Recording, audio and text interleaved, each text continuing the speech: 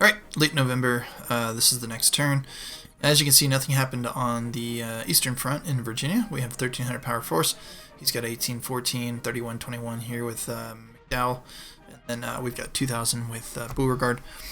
There were 3 battles, so we'll go through that in a moment. The Trin Affair did occur. I'm not going to go over that.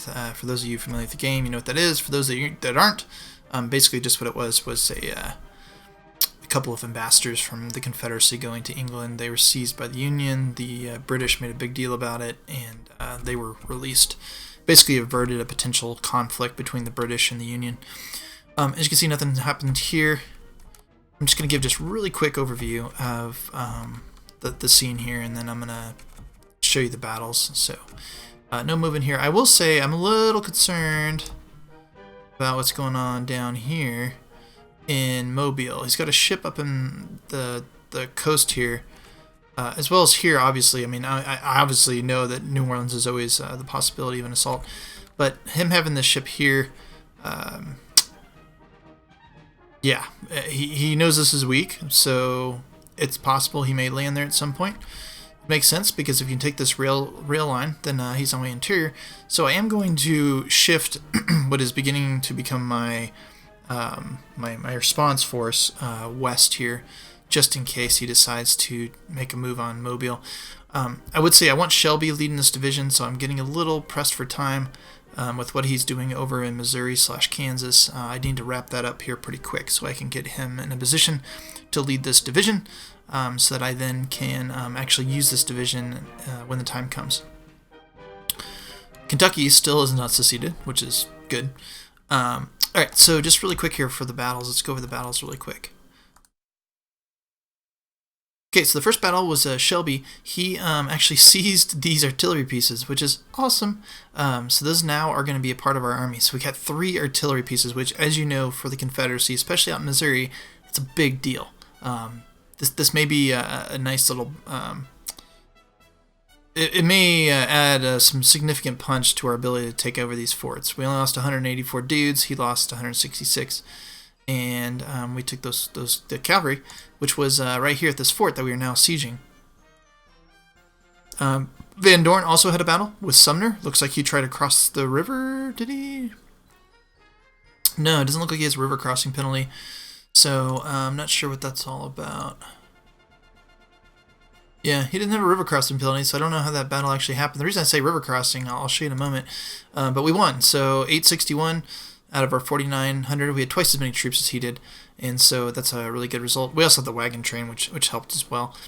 But the reason I say river crossing is that he was here, Van Dorn is here, and so he must have gotten here before Van Dorn did, is the only thing I can imagine, which is part of the reason I put Van Dorn here is to cover Shelby's rear. To provide not only a supply line, because we don't have this area yet, it's still military control of the U.S., but then also to prevent him from getting between me and Lafayette, or Fayetteville rather, as well as obviously Springfield, which is very important. He did build a supply depot here, which is an interesting move. I think it's a smart move, because it puts him right on the doorstep of Springfield. That way he doesn't have to move back and forth between Rolla and Springfield. I had attempted to burn that city, but was unable to do so. So now he's got a depot here and a supply depot here, but not enough troops to make a move on Springfield yet. Now, he might be able to in 62, I don't know. 2 reasons I like holding Springfield. 1, I like to get all the Missouri troops, so we've accomplished that. But then 2, so long as we hold Springfield, it prevents him from creating this kind of flanking maneuver down into Arkansas along the river into my rear. So I try and hold Springfield as long as possible, and then obviously the backup being Fayetteville. So we're now sieging this. We won the battle here with Van Dorn. We won the battle here with Shelby. We are sieging there. And then the final battle, which was just kind of brief skirmish that we also won, and that was over here. So now what happened was... I kind of screwed myself. I did not get these guys through the mountain pass before the harsh weather set in. So I had 2 decisions to make. Hang out here or attack something. So this is a level 2 city with a harbor. I figured it would have some supplies. I attacked it. I took it. So we'll at least get some supplies. And now, as you can see, I'm trying to move down the river and get my ass out of there and hopefully I can get down to Western Virginia, we hope. It's going to take 24 days, but I think we're going to be able to accomplish it, which is good, because we got 2 supply wagons, and, we got some troops. Some troops that could be of help over here in the Shenandoah. So hopefully he gets out of there. I am now sieging this. I'm red. Hopefully we can take this. And then I'm just trying to get a bit more military control on that. And then I'm just moving another general over here to support Sterling Price, so we can put some more troops here. Just for the moment, I don't intend to make a huge showing at Springfield in the long term, just because I think if he really wants to take it, he will be able to take it. And with that, I think it's about everything that I wanted to show you before I conclude this video. I did burn Western Arizona, so we're pulling back. We're gonna burn Eastern Arizona as well. He does have a 152 power force here. I don't have a whole lot right now, so I'm gonna bring up artillery, and then I'm gonna start strengthening him. I'm gonna probably put another militia unit or 2 here, or even another volunteer another mounted volunteer brigade here. So, all right. With that, I will conclude the video. I don't think there's anything else. Excuse me. That there's to show. In the next video, obviously, I'm going to show you early December, as well as the anticipated moves, and we will go from there. All right, everybody. Thanks. I appreciate watching the video. Alright, so late December, I'm going to go through the events here, and then we'll go through my moves. Not a whole lot going on just yet, although, unfortunately, I think there's going to be some stuff going down next turn. I will say why I say unfortunately here momentarily. Alright, so blockade running, 4 money, 13 more supply. We are really hurting on bodies right now. Conscripts, I wasn't able to build a whole lot this turn. Only had 72 conscripts to start with, so I built 2 brigades, some militia. That might have been it. Oh, and then a little bit of stuff out in the far west that I hope is not a waste, because he's about to hit me out there. So, alright, nothing else going on of note.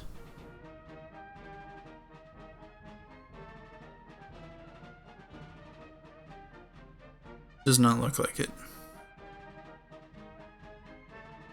Okay. For moves, I'm just moving some more artillery up here to round out his, give him 4 artillery batteries. So I'm going to take care of that. Looks like I was able to get him out of there. So I got 1 turn, he'll be in safety, so that's good. He is hurting bad on supply, but it looks like he's going to make it. Moving more artillery up to here.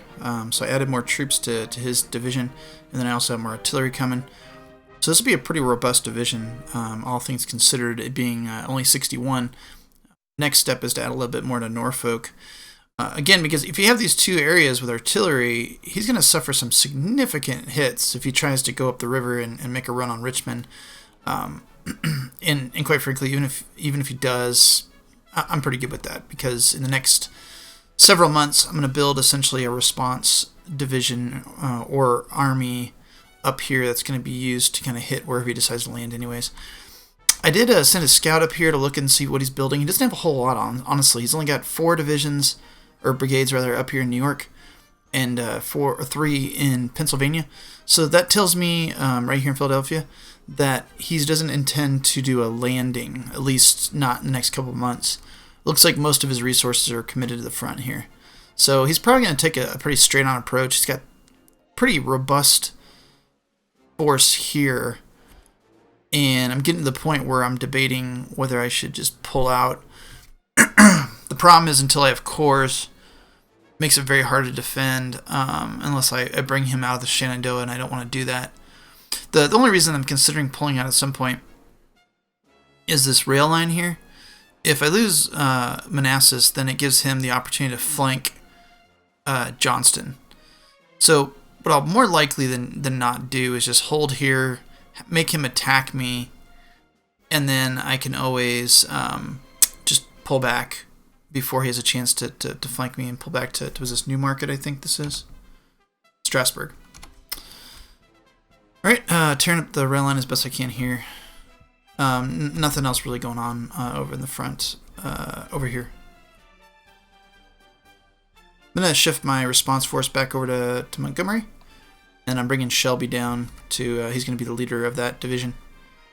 and then probably one of the generals that'll spawn in January. Same with down here. I want to get him another general too. Oh, and then I'm getting a little annoyed with this guy just hanging out here, so I'm bringing a part of my fleet down just to schwack him. Hopefully I can inflict some casualties. Bring in 119 power worth of infantry and 2 12-pounders over to supplement my Mississippi force.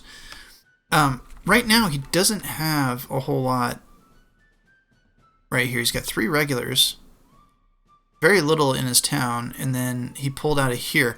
So it looks like he's making a move on Springfield. It looks like he shifted a lot of his forces over to Missouri, which, okay. I don't really want to lose Springfield, but honestly, my goal for holding it through 61 was just to be able to build all the Missouri units. So I've done that. So the more forces and time he spends over here, the less these forces are over here. So I'll take it. Now it does look like he's trying to flank me down here. This guy Hooker was here last turn. I don't know if he missed his movement roll, or if it's just taking him a long time to cross this river here. But I'm pulling back just to be safe. He does not know yet, though, that I'm pulling Shelby out of here with a pretty considerable force, actually.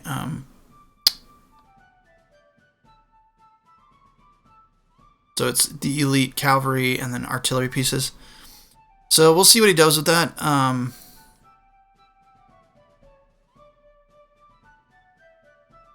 hoping I'm not jumping the gun here.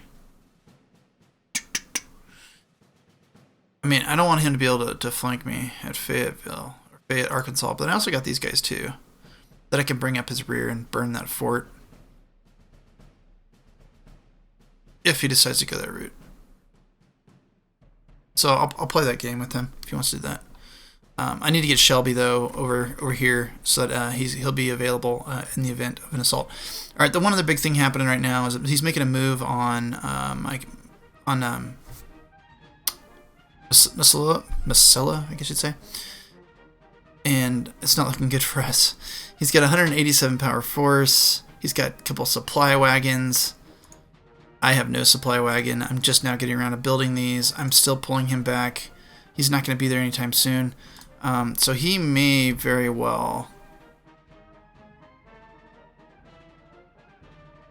I may just do interstructure.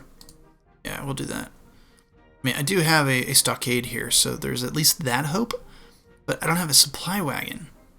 And I didn't really have any way of building one either, so I don't know. We'll see. I'm a little worried I'm going to lose the Far West, though. My goal was to burn here and make him have to come down this way, but I thought I'd have at least another couple months to build up here, and I did not. So, I don't know. I think I misplayed the Far West a little bit. I was a little too relaxed in my time frame. But, okay, I'm going to run the turn, and then I will be back.